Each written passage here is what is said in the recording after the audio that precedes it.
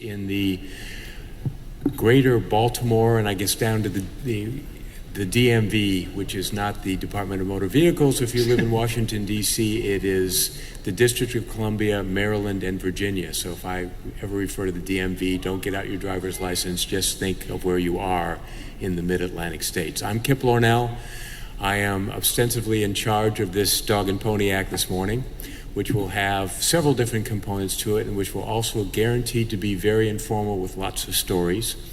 I teach at George Washington University in the music department, teach courses in American music, American vernacular music, ethnomusicology, all those kinds of things. See, we have working microphones here. Let's make sure we're good there.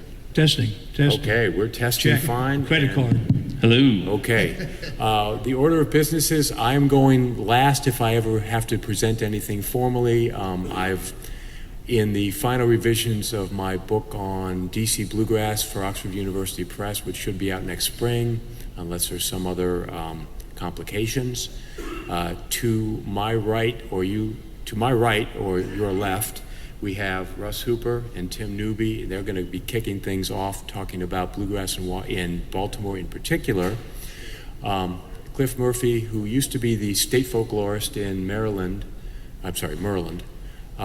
who is now down in my neck of the woods in Washington, D.C. as the head of NEA Folk Arts, will be following up, and I will be talking a little bit about Washington, D.C. and the recording scene, although I must acknowledge in the front row we have probably the most active. Tom Minty with Patuxent is in the front row, and he is probably the most active recording for bluegrass and bluegrass-related stuff around the DMV. I told people that I would give myself a brief introduction. I'm going to just basically turn this over to Tim and Russ and sit down, and we'll both pipe in when it seems appropriate, but mostly we're just going to be listening because having spoken with Russ on the phone and having read Tim's book carefully, because it's a book on bluegrass in Baltimore, which is a different animal than bluegrass in Washington, D.C. in many ways. There will be many stories flying back and forth, and they have video and they have presentations that you'll be able to look at. I have nothing like that because I don't. Okay, Tim, it's yours. All right. Good morning, everybody. How you guys doing today? Hope you guys are enjoying time in Baltimore. It's my town, so I love it here, and I love when people come here to Baltimore. But today we're going to talk a little bit about bluegrass in Baltimore. It's not something you always think of when you think of Baltimore, but the history of it is really rich and really exciting here. We often think of bluegrass, maybe associated with the mountains or something like that, but the history of it here is extremely rich. So I kind of want to give a quick background of how it kind of came to these cities, and then we'll dig into why it was so important here, and we're going to have Russ tell some stories. Russ is one of the greatest dobro players you'll ever find. Russ has been around since the 1950s, and if somebody's out there played bluegrass, Russ has played with them. So it'll be a pretty good time today.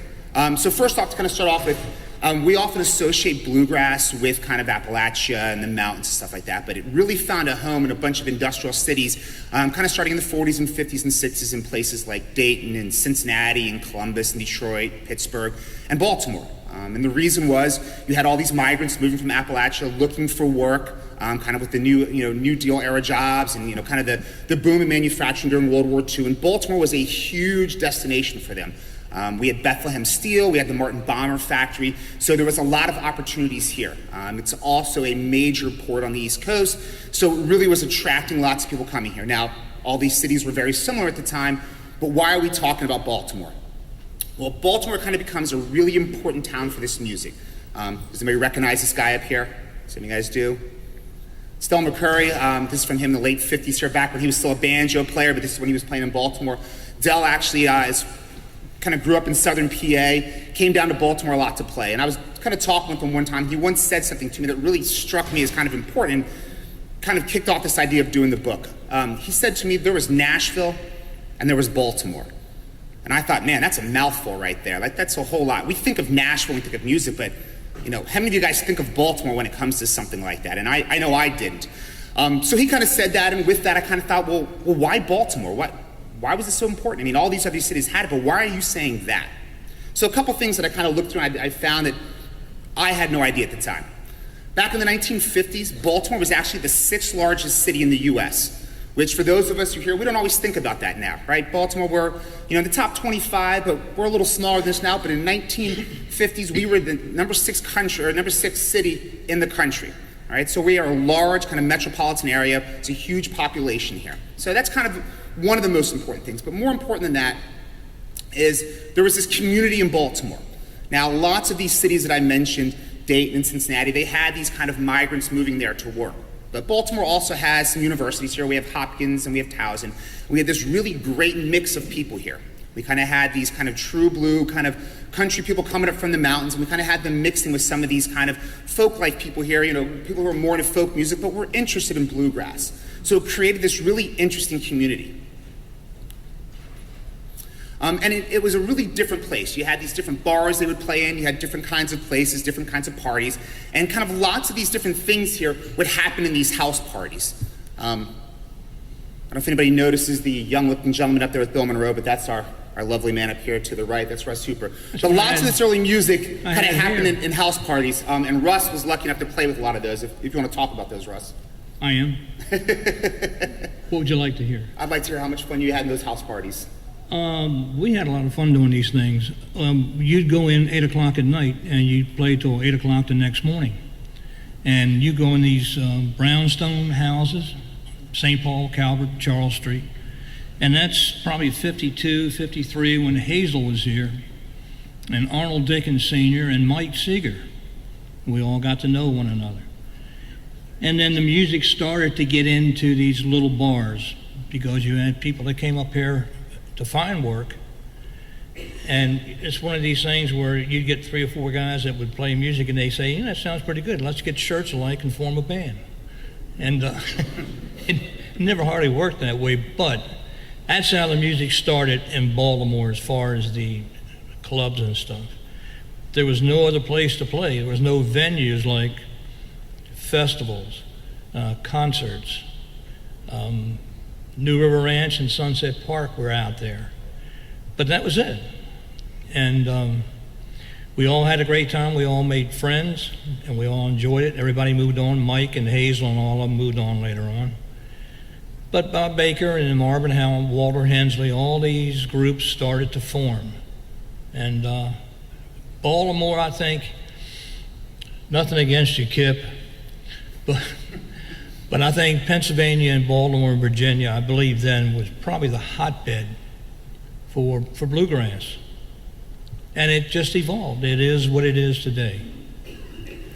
One of the things that Russ and I were talking about earlier, if you're talking about the differences between Washington and Baltimore, Washington was a much more white-collar city because of the federal jobs. When in interviewing people around Washington, you find very few people from West Virginia, which would be very different than Baltimore. You find more people from Virginia and North Carolina moving up. And also, Russ is absolutely correct, until 1957, when the Country Gentlemen formed, you don't think of Washington as much of a bluegrass town. From 1957 on, it was, but certainly before that, Baltimore was at least as important, if not more important.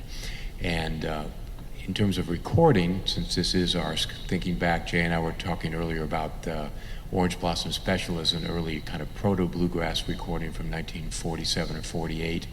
And I finally was able to document the Garay Brothers recording on Marlboro, which was the first locally done truly bluegrass recording from probably 1954. So there is a lot of interaction. I mean, Russ, you played in Washington a lot as well. It wasn't just Baltimore. Yes. So I think that's significant too.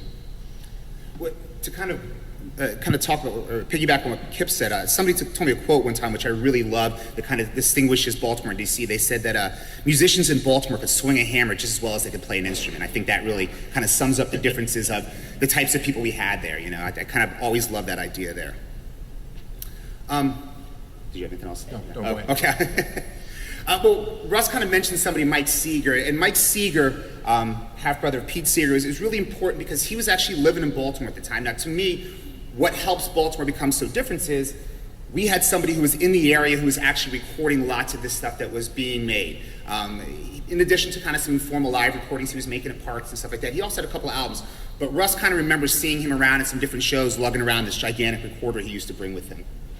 He would do that at the Shamrock with the Gents, or over at the Red Fox with the Southern Scene. He was always running around recording different groups, so he kept that going. I found out there was some stuff that I did with the gentleman in the scene that I didn't realize, but Mike was the one that was going around recording these things. One of the albums he did do early on was American Banjo, Three Finger and Scruggs style, and it's one of the earliest kind of full-length bluegrass albums. And another one of Russ's buddies was kind of highlighted on the album. Kind of incorporated a lot of Baltimore musicians. It wasn't all Baltimore musicians.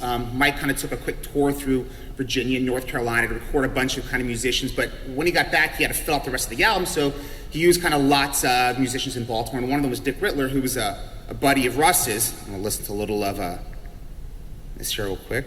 Nothing's better than bluegrass music in the morning.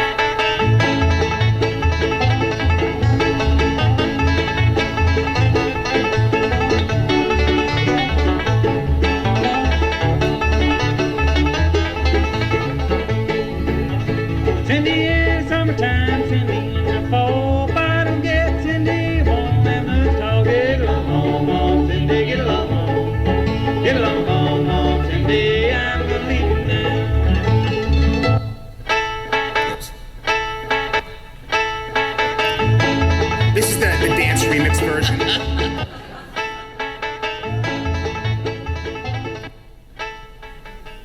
That's the way we recorded it. Oh, was it really? Interesting. Now, also along with this at the same time, there was a little bit of a change in Baltimore, too, that I kind of think gets captured later on. Oops. You want to advance here? There we go. Is the bar scene in Baltimore at the same time. So at the same time that Mike's recording this, we have music being played in these different bars, and the bars were much different than we think of some of places for music now. I mean, now we get to go to places like Rams Head Live or Baltimore Soundstage or the 8x10, which are a little nicer. If you've been to the 8x10, maybe you're going to say, well, that isn't really nice, but it's still a nicer place compared to these. Russ spent a lot of time in these bars they were playing, and he had some kind of pretty amazing experiences of what they were like at the time. Well, there was a place over on South Charles called Olita and Marty's Bar KY. The only place I ever played that had chicken wire up in front of the stage. And back then, you were only making $5 and $6 a night. Of course, gas was 25 cents a gallon. But you're playing 6 and 7 nights a week, every week. And I was working at Western Electric 5 and 6 and 7 days a week. I used to come in on a Monday and the boss would just look at me and roll his eyes and he'd go, I don't want to know where you've been or what you've done. Can you make it to the end of the day? And you always did. But back then, there was probably only 3 bands, I think, in Baltimore that were active. It was Bob Baker and the Pike County Boys, Earl Taylor and the Stony Mountain Boys. And I'm trying to remember the other group. That might have been Delmar and Delaney. But they would fight each other for $1 more. Tom would know that. If you made 5 and you found a place that made 6, they'd break their neck to get to it. But that's the way it was back in the days, and that was the only venue that you could play. Like I said, there was no things out there like the festivals and all that stuff. Didn't you have a couple times where you almost didn't make it out of those places? Oh yeah, I mean it was just it was like playing in a boxing ring. Fights every time you turn around would break out. There was a place that I worked called a Stonewall Inn that I saw a guy came in and shoot 2 people. Then it was a 79 Club where I saw somebody shoot somebody. And then there was a place up in near Bel Air called, at the time it was called the Shangri-La, where somebody stabbed somebody to death. And the best line I ever heard was Danny Curtis said to me, have you ever stopped and thought maybe they keep aiming at you and they just keep missing? We're glad they missed. So as a musician myself, I want to know, did you keep playing when this happened? Oh yeah. You know? Oh yeah. So the music didn't stop? No. Okay. Well, Russ kind of was talking about a band, Earl Taylor, who was one of these bands in Baltimore. And Mike Seeger went on to do another album, Mountain Music Bluegrass Style. And the album kind of really used 2 of those bands that Russ spoke about, Bob Baker and the Pike County Boys, and Earl Taylor and Stony Mountain Boys. They actually made up over half the tracks on the album. And I think that with this track here of White House Blues, Mike really captured this kind of sound that we were hearing in Baltimore bars. It was kind of loud and kind of fast and kind of hard. And I don't know if we have the dance mix version of this one. Hopefully it's just a regular version, but we'll see how it goes here.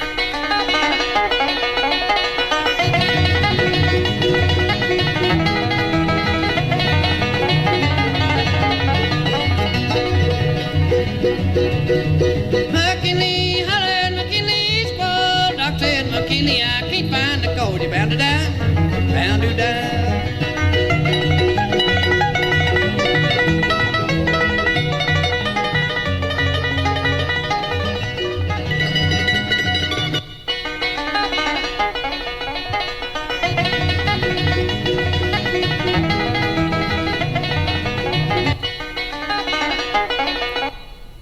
Boom, perfect, all right. Well, with that recording, it actually allowed Earl Taylor and Stony Mountain Boys to become the first bluegrass band to play at Carnegie Hall. Mike Seeger knew Alan Lomax, and Alan was looking for a band to fill out a concert he was having up there in 1959 called Folk Song 59. And he had kind of reached out to Bill Monroe, but Bill Monroe turned him down because he thought Alan Lomax was a communist. And then he reached out to Flatt and Scruggs, but he didn't bother to talk to Louise Scruggs, and he never got heard back. And he heard that recording from Mike Seeger and said, well, I like this band from Baltimore, and ended up inviting them up to Carnegie Hall to become the first bluegrass band to play at the Folk Song 59 concert. On that recording was another banjo player that Russ already mentioned, was Walt Hensley, who I think kind of embodies a lot of what Baltimore was. We had this great scene here, this great sound, but unfortunately a lot of these guys never quite kind of captured what they could have done. They never really kind of grabbed kind of that golden ring they could have. And Russ actually played with Walt a lot. Yeah. Oh, that was you. Oh, I'm sorry. We did Picking on Newgrass. That photo was taken over at Druid Hill Park. And we did that back in '69. And it took us about 3 weeks to do the session. The last track I think we did was one called It's Over. And that's one that Mike Aldridge put on his Tacoma label. And we recorded that at Recordings Incorporated up on Cold Spring Lane. And the engineer was George Massenberg. The thing still sells very well. I don't see any royalties, but it still sells very well. And I think this is going to tie in, because this came out on Rebel Records, so this is going to tie in a little bit to what you're going to talk about, right?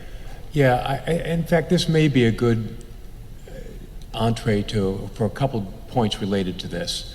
That's an album on Rebel Records, and Rebel Records was a very significant label out of Mount Rainier, Maryland, which is really right on the DC, Prince George's County line. That's did scores of singles and LPs of mostly bluegrass musicians, but some country gospel, starting in about 1960. One of the things that makes me think about is if we had Dick Freeland running Rebel Records throughout the 1960s into the 1970s, there were some Baltimore musicians on there, but of course the Country Gentlemen and the Seldom Seen, the two most important Washington groups were on there. There seems to be fewer. There really wasn't an equivalent in Baltimore, even though some of the Baltimore musicians recorded for Rebel. I see that as kind of a deficit in terms of documenting the bluegrass scene. There were relatively fewer recordings and perhaps even recording studios. That may be worth talking about a little bit, because I think that is a very, very significant difference between the two, and when you're doing research, as we both have done. And I think you're absolutely right, is the Baltimore bands did play on Rebel Records, and the recordings I talked about all kind of came out, through Mike Seeger's influence, so there was no label up here. Some of them went and did some kind of major label stuff. Earl Taylor went down to Nashville to record an album, and Walt Hensley did a banjo album down there, but I think that is true. There was no kind of comparable label to Rebel Records, and they were going down there and playing on there, and so it wasn't just documenting Baltimore. That kind of lumps in and makes it become that Baltimore DC scene, even though, as we've said, there's a huge distinction there. Well, I think this might be a good place to kind of pass over, because you were going to talk a little bit about some of the recordings, so I'll pass over to Cliff there. Absolutely. Yeah. Thanks, Tim. Hey, everybody. How you doing this morning? Test. Tough crowd. I'm just curious. Keep talking. Don't let them slow you down. I live about 20 minutes north of here, so I want to make sure that I don't fall into the trap of talking about places that aren't familiar to people in the room. Can I just see a show of hands in terms of people who live someplace an hour, like further than an hour away from Baltimore? All right, so most of you, great. That's really helpful. So, all right. Well, my name is Cliff Murphy. I'm the Director of Folk and Traditional Arts at the National Endowment for the Arts. And I'm speaking here today about singer, songwriter, banjoist, and NEA National Heritage Fellow, Ola Belle Reed. But I also want to talk about the important role that folk life and cultural heritage, archival collections and programs play in the stewardship and vitality of community memory and living traditions. I'm an ethnomusicologist and former working rock musician. After getting a PhD in ethnomusicology in 2008, I came here to Baltimore from New England to work as the state folklorist at the Maryland State Arts Council, which is located almost around the corner from here. That program was launched in 1974 and is the longest running state folklife program in the nation. Nearly every state in the country has a state folklife program, and these are programs that we mentioned Alan Lomax a little earlier. There are folklorists at these programs that document, celebrate, sustain living cultural heritage through ethnographic fieldwork, public programs, apprenticeships, and archiving. So in other words, there are people in most states in this country that are out there recording interviews, recording music, taking photographs, documenting living cultural traditions of everyday people in America.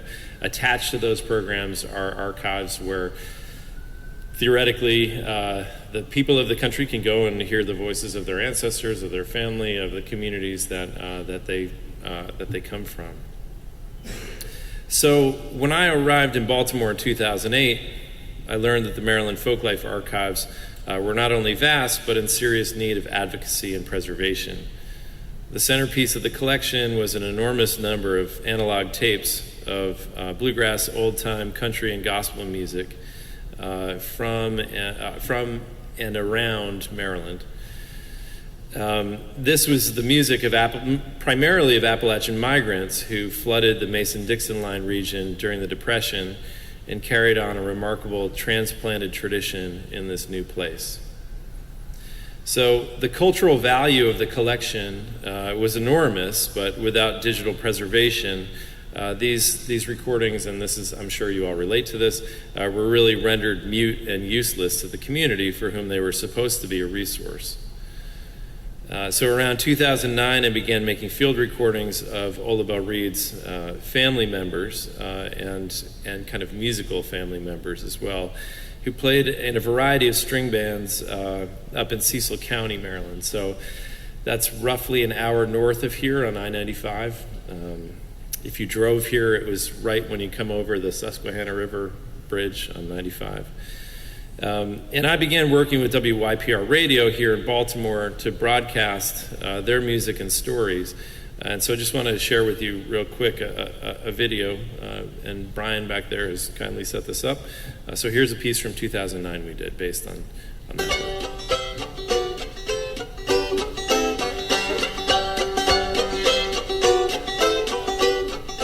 Elkton.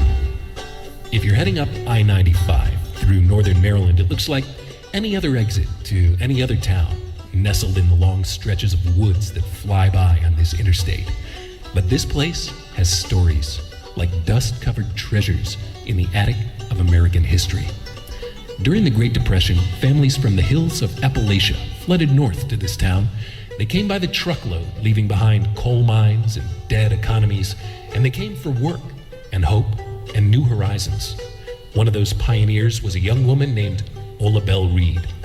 She didn't know it at the time, but she was destined to become an American music legend. She and her family opened up a little general store in Elkton. In the front, they sold staples like flour and deli meats. And in the back, they built a stage. Folks came in for the food, and they stayed for the music. Ola Belle's son, Dave Reed, was just a kid back then, hanging out in the store and playing music like everyone else there. Mom was back there picking her banjo in the back of the meat case, okay? You know, where everybody, could come on the other side and get some lunch meat.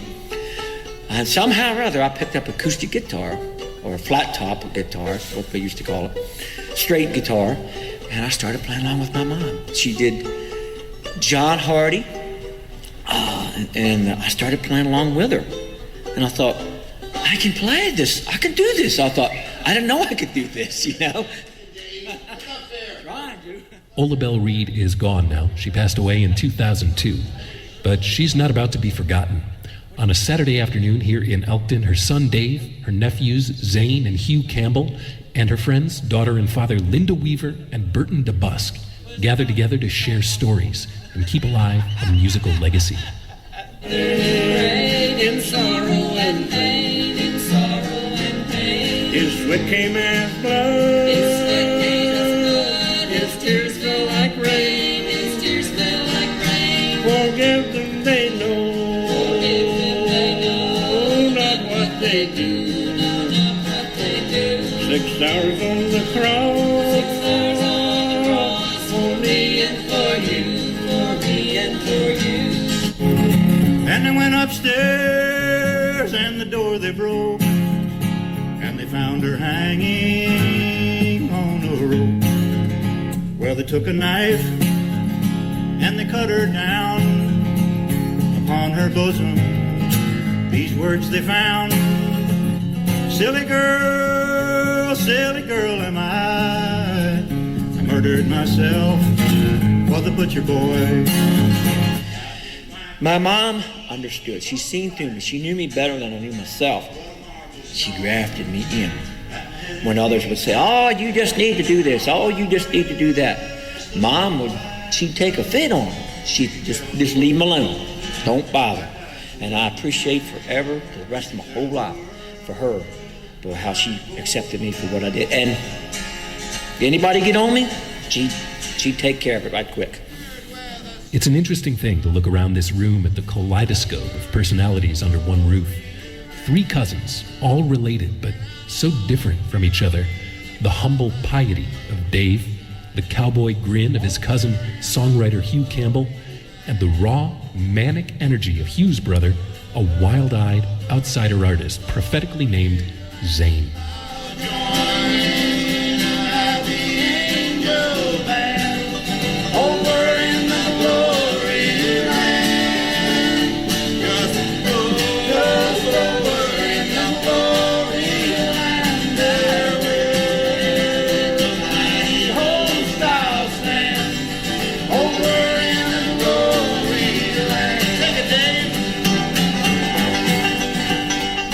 So it goes in any family. They're the things that push us away from each other, away from home, and out into the world, into our own identities. But if we're lucky, we've got something that pulls us back together from time to time. And if we're really lucky, that something is music. I am on my way to those mansions fair, over in the glory land. As I was doing this work, one of my goals was really to be exploring living traditions in the area, and to be documenting those, but also to be advocating for a collection of kind of muted sound recordings that I understood to be relevant to living traditions and living cultural communities in Maryland. And so how could I use that kind of material to give power and voice to the archives that we had, and to begin to advocate for kind of the digitization and preservation of those materials. Cliff, if I could interrupt for a minute, could you talk a little bit more about how that documentary came to be and some more of the details? And I don't know if you guys have any observations about what you saw on Ola Belle, but I think probably I'm curious to see who you collaborated with, and how that process worked to make this documentary, and how available it is for somebody like me to use, for example. Well, so that's just up on the web, and also in the archives. There's a digital version of that and all the outtakes as well. And that was just a video companion piece that went along with an hour-long radio broadcast. At the time here on public radio, there was a program called Tapestry of the Times, which was really a collaboration between public radio in Baltimore and Smithsonian Folkways that was mainly consisted of Folkways recordings in their catalog, and it kind of came together organically, saying, okay, Ola Bell recorded for Folkways. Can we do a deep dive on one particular artist? I got lucky because I was new, I didn't know anybody, and I happened to meet the person that ran that program, and we hit it off and decided to just go for it. So around 2013, I began working with folklorist Henry Glassy, an ethnomusicologist, Nate Gibson, who's in the house today, and Doug Peach, all of whom were at Indiana University, on a plan that would give voice to these collections, showing not only the incredible nature of the music stored on the tapes, but also showing how they connected and informed living traditions and cultural communities in Maryland today. So this culminated in a project with Dust to Digital Records, which I have here, called Ola Bell Reed and Southern Mountain Music on the Mason-Dixon line. That came out in 2015, which paired together some of the field recordings that you heard there, contemporary ones, along with field recordings that have been made around 1968 by Henry Glassy with Ola Bell and Alex Campbell. So, at the heart of all of this really was Ola Bell Reed, who, for those of you who, I'm assuming you're bluegrass fans, is the person who, I hope so, this would be a tough panel, by the way, if you weren't. Ola Bell wrote a number of pretty enduring songs in the bluegrass canon, particularly High on a Mountain is probably her best known, or I've Endured. Anyhow, she was born in 1916 in Ashe County, North Carolina, in the Blue Ridge Mountains along the New River, near the intersection of Virginia, Tennessee, Kentucky, and North Carolina. She was raised in the cradle of Appalachian string band music, just a few years shy of what's become known as the Big Bang of country music. The Campbell family was full of musicians, singers, ministers, storytellers, and they were entrepreneurial. Running a general store that served as kind of the nerve center and news center of Lansing, North Carolina. Prior to the Depression, word had begun to reach Ashe County, North Carolina, that there was fertile, affordable farmland along the Mason-Dixon line in Maryland, Pennsylvania, and Delaware. When the Depression hit Ashe County, the Campbell family, Ola Bell's family, headed north on the back of a flatbed truck to Cecil County, Maryland. Ola Bell, who was the middle of 13 children, began working as a domestic housekeeper who aspired to singing hillbilly music on the radio, a dream that the wealthy family she worked for laughed at her for, which was the inspiration of some of her songs. Meanwhile, the Campbell family set to work on doing what they did best, which was establishing a network of general stores in their new home along the Mason-Dixon line. So these were general stores that catered to the tastes of transplanted Appalachian migrants who had followed the Campbell family north, working on mushroom farms in Pennsylvania, working for the WPA, building the hydroelectric dam on the Susquehanna River at the mouth of the Chesapeake Bay, and working in the munition factories and chemical plants in Maryland and Delaware in the build-up to World War II. The Appalachian families that had moved to the Mason-Dixon line brought music with them. By the mid-1930s, the North Carolina Ridge Runners, a group predominantly made up of musicians who hailed from the same region as the Campbells, had become the new region's preeminent hillbilly band, and their influence was strong enough that it subsumed the Yankee string band traditions that had dominated the area up to that point.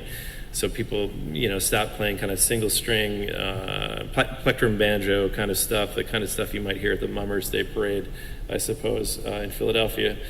And started playing three-finger style.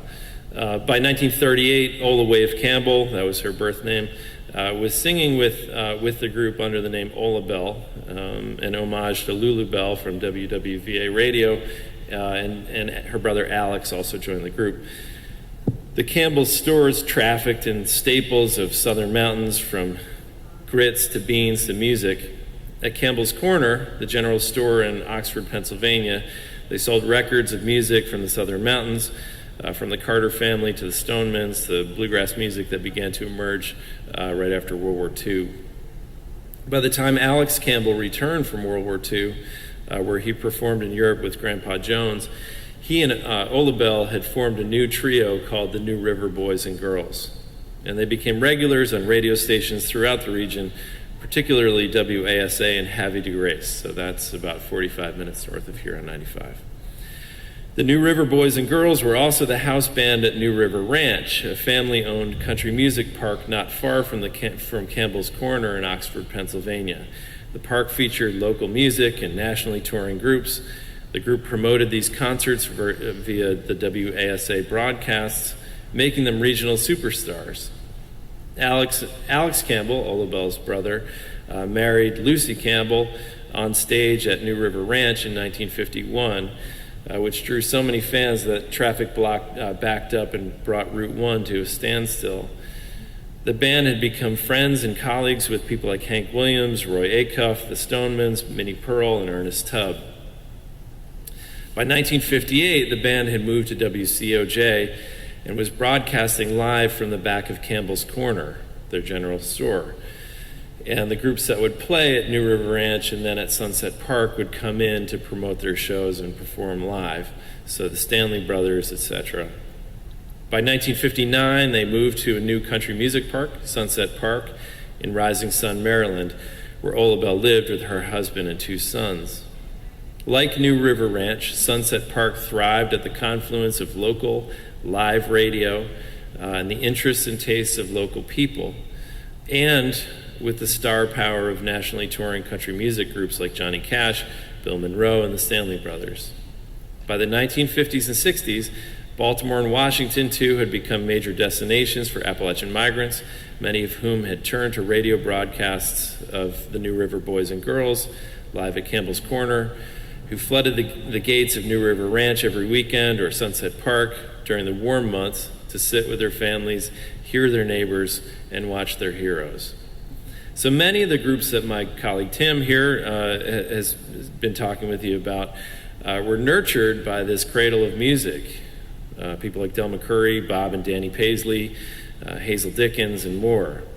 And so while I think that the music of Ola Belle Reed and her family is worthy of celebration in its own merit, what I think is so important here as a folklorist is that Ola Belle and Alex were able to use local radio to enable a living tradition to thrive in a new space and to magnify the voices and activities of transplanted mountain communities living between Philadelphia and Washington, D.C. And if we don't take the time and effort to bring these recorded sound collections to light, particularly of groups that you know, the bulk of their musical existence took place either in live performance or on radio, as opposed to commercial recordings, then local memory and the memory that local culture can and should be able to be amplified by broadcast media on equal footing with popular and national culture. That notion that local people are endowed with culture can and will be forgotten. So that's my piece that I have to say today, and happy to be here and happy to take questions or chat. It seems to me there's a couple of threads that we've been exploring here this morning. One of them is thinking about bluegrass is typically thought of as a rural form of American music, developing after World War II. But it's very clear that with a book about Baltimore bluegrass in Tim's capable hands, the DC Bluegrass book that should be out next year, and if you're looking at other urban areas right along the Mason-Dixon line, Dayton, Cincinnati, places like that, music moves with the people. When people move into an urban area, they will bring their rural music with them. Washington and Baltimore are very different cities, but in some ways they're very similar because you had people from rural areas bringing in the music with them. So that's one of the other. Another thread that I think about, you were mentioning hillbilly music, and it's that distinction between what is hillbilly music, when does it become bluegrass? And one of the things that Dick Spotswood and I have discussed many times over the last couple years is when that distinction occurred in Washington, D.C. And, you know, you think about Bill Monroe and the Bluegrass Boys, 1945 on as being bluegrass, but that term wasn't really widely used and applied to this music until the mid to late 1950s, which is, in retrospect, a little bit later, because I know Dick, when he was coming up, going to hear music, a lot of times it was referred to hillbilly music until the mid-1950s. So since we have Russ up here, that distinction for you, Russ, between what is hillbilly and what is bluegrass, when did that distinction start to occur in Baltimore, or is that a whole different discussion? Well, probably in the late 40s, it was still considered hillbilly. Right? And after Monroe got out and sort of named it bluegrass, they sort of made that change in the early 50s. It became bluegrass. They got away from that hillbilly because that connotation didn't seem to fit right. So that's what happened. It turned from hillbilly music, which was country music, what it was, and it became bluegrass, which is still what it is today. And I don't Yeah, think and I think the naming of it is significant because, you know, in looking back, and I don't know, when you were looking at primary sources, printed sources from the 1950s as well as interviews, it's really clear that the term hillbilly was applied to this music pretty universally until about 1955 or 56 around Washington. Then the term bluegrass started to be used more. Well, it's interesting in the Mike Seeger American Banjo album, Ralph Rinsler writes some liner notes in there, and he tries to define what bluegrass music is in there, and it's one of the earliest times where they use it in print, but he tries to say it's string band music, but here's the difference, and he tries to define why it was bluegrass as opposed to country or hillbilly and make that distinction there, which I think is interesting that they were trying to figure out what it was, even though it was kind of sort of the same, just the different name at the time. Yeah, go ahead. One of the things that that I've loved about working with Ola Bell's music is that, you know, that whole family has always been pretty ecumenical about string band music from the Southern Mountains, right? And so it's a real churning mix of old time bluegrass, folk ballads, you know, popular country, gospel music, and you hear that in her repertoire. It's one of the interesting things, like doing a comparison of radio and live performances to what she would play in a field recording in a living room. And there's this whole different repertoire. It's kind of self-selecting for the audience that's come to hear bluegrass or it's come to hear country. And, you know, she is a product of that time, right? She evolved along with all of these different related styles. It's kind of fascinating. I love, there was a quote somebody said to me that when they were trying to make this distinction, you know, because again, we think of bluegrass and the mountains, but they were like, you know, a lot of the themes in bluegrass are singing about that old home place, and you can't miss the old home place or sing about the old home place until you leave it. So it's kind of tough to sing about the mountains when you're still there, but when you're in Dayton or Columbus or Baltimore, it's a little easier to miss it when you're living on, you know, Charles Street, and it's not quite as nice as you're, you know, what you were used to maybe, and it's a little, you know, less of a friendly environment for you. So I think that's kind of a change there too, is when they do move, all of a sudden they have these longings and these things they can sing about their home place, and it takes on some of those aspects as well, which I think we associate with bluegrass music. And I would add to that I mean, that's one of the things that I had been able to talk to a bunch of these musicians about, which is that so many of the songs, you know, and this is true of Hazel Dickens too, right, are kind of like an ode to where they've moved from. And yet, everybody made a conscious decision not to move back even when they could. And I think that's part of sort of the agony of this whole thing, is wanting to be someplace else and at the same time knowing that you don't. It's an interesting tension in the music.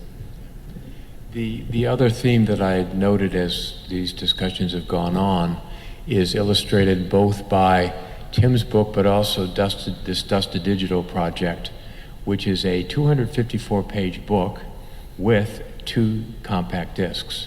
And that brings up the whole issue of preservation.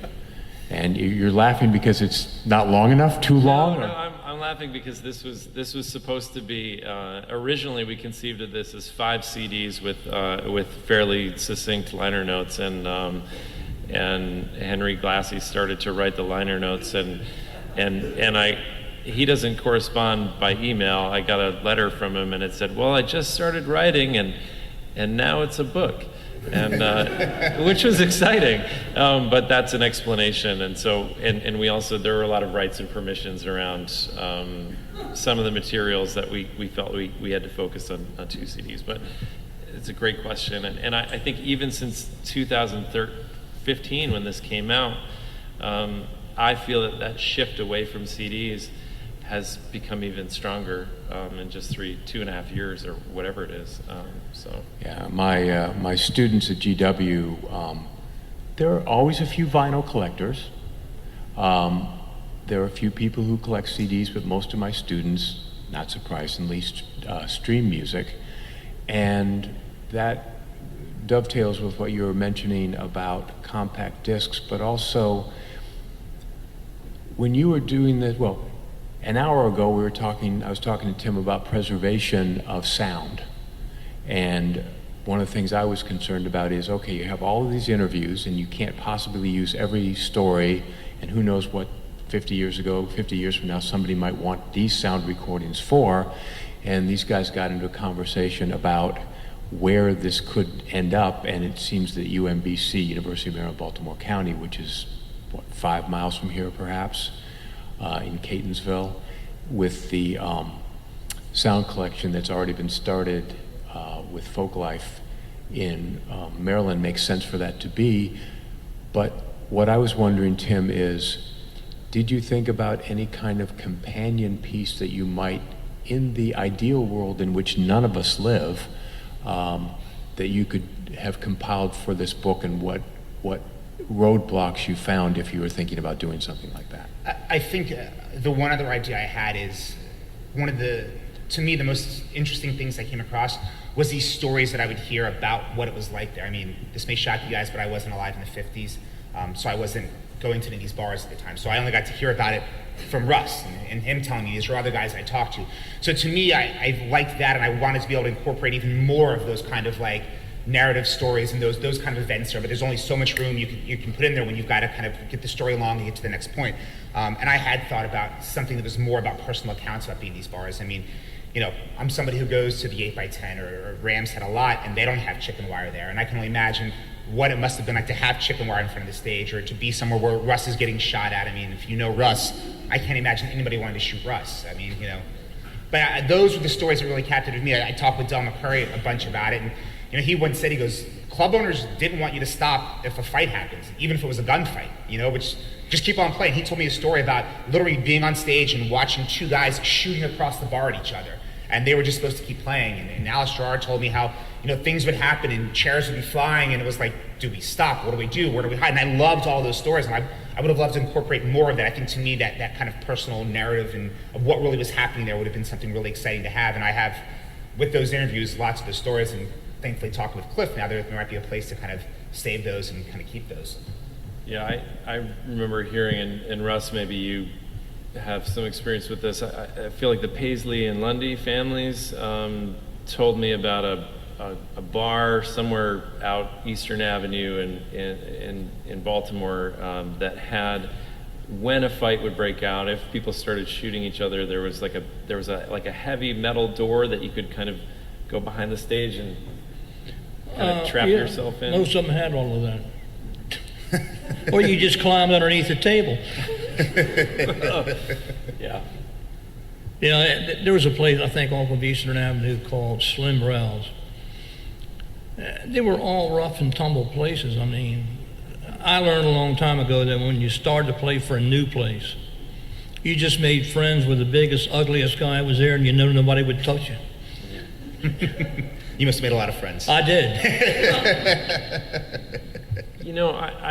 I wonder if one of the things that I've thought about just kind of in studying country music is that, and this is kind of tied into the country music parks that kind of popped up around the area, is that country music up until the 1950s sometime is kind of family music, right? It's a music you would bring people of all ages to go and hear, and then at some point it migrates into bars and it becomes music for grown-ups, almost exclusively, and that's the content of the songs becomes reflective of that new place. And I don't know if that was something that you could feel at that time, or if you were just going from show to show. Going through the motions.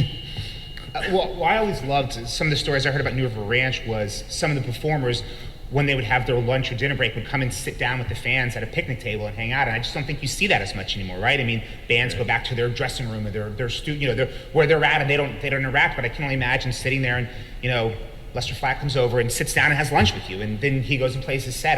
To me, there was that family aspect at these parks where you would go all day and you would pay, a couple of bucks or whatever it was, $1, and get to hear, 5 acts all day, and a couple different people playing multiple times. And there was more of that family idea there before it kind of went in. But I think the bars and those parks gave these bands, to kind of get back to the idea of recording, a chance on some level to make fairly decent money on some levels without having to sell stuff, right? I mean, now we think about, if you're in a band, you need to sell your album and stream your music and do all those things. But Russ has told me many times about playing 8-9 shows a week, right? They play multiple shows on a Saturday. On Sunday they go play here, and 5 nights here. So they could make a couple of bucks doing this, and they weren't necessarily having to go out there and hustle their CDs or their albums or their downloads or whatever it was. One of the other things that I thought about in all this is kind of the difference between venues for music and also radio broadcasts, which are very significant in terms of documentation, but also preservation. If you go on YouTube now, you can hear recordings of the Country Gentlemen at the Shamrock from about 1962 and 1963, and you can hear the mellifluous tones and the wild and zany John Duffy patter on stage. It makes me wonder how many other of those programs are around, but also the difference between bars. I can't think of any stories I've ever heard about bars in Washington, D.C., the famous and other places being quite that rough. Dick, you were at some of those places in the 50s. Were they, as rough and tumble as we hear? Here that Bluegrass in D.C. started with the Country Gentlemen, and nothing could be further from the truth. Indeed. I was around to see Buzz Busby and the Bayou Boys with Pete Pike, Don Stover, and Scott Stoneman, and we didn't know how good that band was at the time because we had nothing else to compare it to. But later on, it turned it out to be a kind of an early golden era. But they worked in a place at 6th and Massachusetts Avenue, not far from National Public Radio today. That little area of town's been cleaned up since those days. There were bullet holes in the glass windows, and little tapes and things around it. They were proud of those bullet holes. And Buzz and the band, there was a little bucket or a little coffee can or something. They collected tips, and a quarter would get you any song that they knew that you wanted to hear. And those people were playing because they loved to play. They certainly weren't making any money at it, and I don't think they were furthering their own lives in any way. But the music was incredible. I was 14, 15, 16 years old at the time, and I felt heaven had come to earth. One of the things when you think about, you mentioned public radio, in about 1982, low to mid 80s, on WAMU, which is one of the flagship national public radio stations, there was 41 hours a week of bluegrass broadcasting. Can you imagine a major public radio station anywhere in the country that ever had that length, that much? Bluegrass was paying the bills. It was absolutely paying the bills. I mean, quite literally. Did enough interviews with people about WAMU. There's going to be a presentation, I think, tomorrow about Ray Davis, and of course, selling used cars here in Baltimore. And it makes me wonder how many people. Now, you mentioned Mike Seeger, of course, and Mike's tapes. A lot of those, I don't think all, but a good chunk of those are at the Archive of Folk Culture at the Library of Congress. And there's a lot of live radio broadcasts. It makes me wonder, did you stumble across any other folks, either one of you or Russ, do you know of people who had recorded Baltimore bluegrass off the radio and just have their own private stashes of radio broadcasts? I've got quite a few of the stuff. Going back how far? Probably back to 58, 59, 60. Now, to me, that's another conversation with should those end up being in an archive, for example, at UMBC, because those may be perhaps the only copies of those broadcasts, because who else was doing that? Well, it is. I was doing a radio show with Bob Baker probably back in 60 on WBMD, And then when I worked with Marvin Howe, we did WBMD with Ray Davis for about 2 years. But WBMD changed their format to religious broadcasting, and that's where that came to an end. There's stuff out there. Danny Curtis used to record off of WRVA Richmond or WWVA Wheeling, and I meant to give it to Dick. I didn't bring it. But I have some stuff off of WRVA Richmond, 1954, with Mac Wiseman with Buck Graves playing dobro with him. Great stuff, and Scotty Stoneman. Now, did you use any radio broadcast on, I don't remember, on the... No, that was part of the original vision for this project, and we just, at a certain point, you have to narrow your expansive project ideas. Maybe you're all familiar with that. So we decided to focus on the field recordings and hope that that would kind of be a vehicle to drive interest in working with the radio collections. So they're all there. We you know, I mean, UMBC has a ton of this stuff, and I probably actually is a ton of it, but it has yet to be fully digitized. Now, another shout out to Tom Minty. He did an album of recordings from WDON in Wheaton, Maryland, which is very close to where I live, about 3 miles from WDON studios where they were. And it's a fascinating document because you think, here are these daily radio broadcasts, you don't think how significant they could be. You know, you're listening to, you know, something on the radio in 1963 that's not typically recorded, or things that Russ was playing on. Now, 30, 40, 50, 60 years later, they have a significance that they didn't seem to have. And I know one of the quests that Tom has been on is to find the television broadcasts that some of the folks who are important people broadcasting for Bluegrass in Washington, D.C., and it's been a quest of how many decades it has ended up being futile because it just went off into the air and nobody documented it. So there are, you know, documenting radio programming is one thing, getting them into an archive for whatever use they may have down the line is another. Something you want to say about that, Tom? Well, a question. Suppose someone donates their reel-to-reel collection to the archive that you're talking about. Do they have staff enough to digitize it in the foreseeable future? And because the person who's donating it would like to have a copy of it, and that can be guaranteed, you'd be more likely to get collections donated. Yeah. You know, whenever a major collection comes in, it sounds silly, but they would like to also have an endowment with it to do that very thing. Some institutions are better set up for ongoing digitization and preservation than others are. So it runs the gamut from, yeah, we'll store this stuff, but we can't really archive it, to some places that are able to accession, digitize, and make available finding guides much more rapidly. But that isn't, you know, anybody who here works in an archive, and I know there are people, that is an issue that everybody deals with. You know, the preservation is one thing, but the archiving of it and the ongoing preservation is a whole nother thing. Now, have the timepiece that's telling me it is 10:01 a.m. and this plenary is done. So we have run up against time, so thank you all very much.